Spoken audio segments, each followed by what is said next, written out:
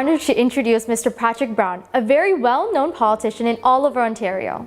Mr. Brown was a former Member of Parliament in Barrie, Ontario for 9 years. He then became the leader of the PC Party of Ontario. He's a lawyer by profession and a hardworking politician who gets things done. Without delay, let's welcome Mr. Patrick Brown. The first question, Mr. Brown.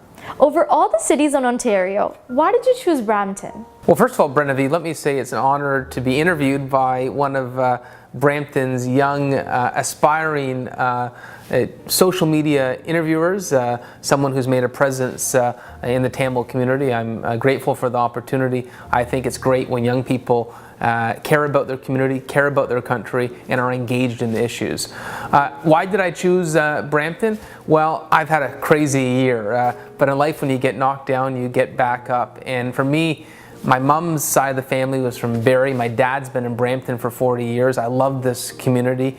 Before I went into the world of politics, before I was elected an MP, I was a lawyer in Brampton. So it's like going back to my roots. And I live in downtown Brampton with my fiance near Gage Park. We love the community. We just think Brampton can be doing a lot better.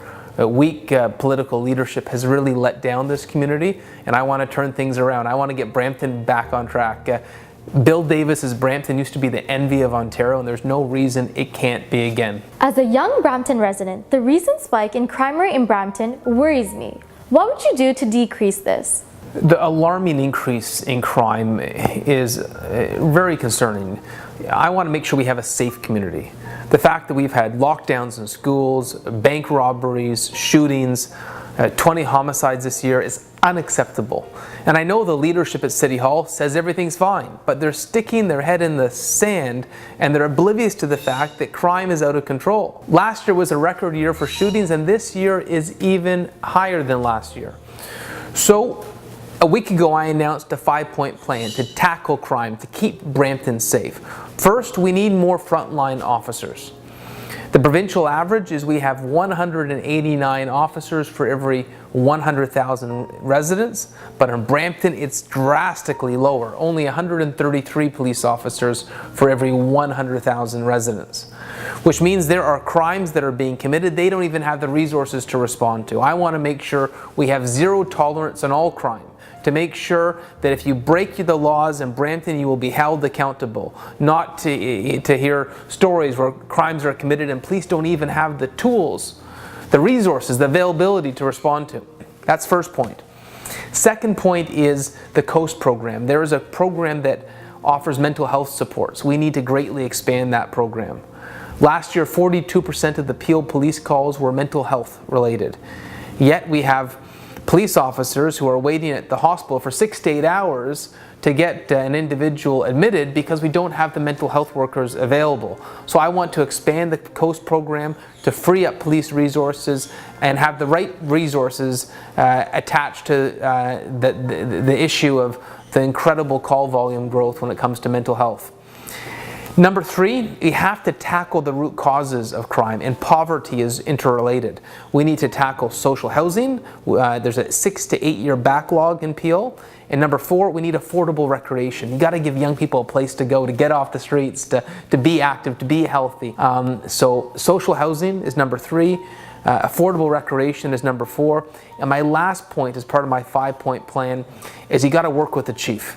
Right now we've got a mayor who's barely on talking terms with the chief of police. I want to work collaboratively with the chief of police, collaboratively with our frontline officers, and together we're going to get Brampton back on track. We're going to make this a safe community that you have a sense of security in. Brampton, one of the largest cities in the GTA with over 650,000 people.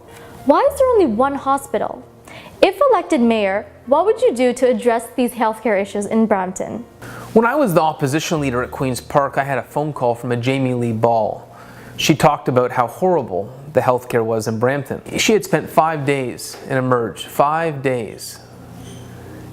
You may not realize it, but the worst healthcare in Ontario is in Brampton. I have toured every hospital in Ontario, and the worst underfunding, the worst overcrowding is in Brampton.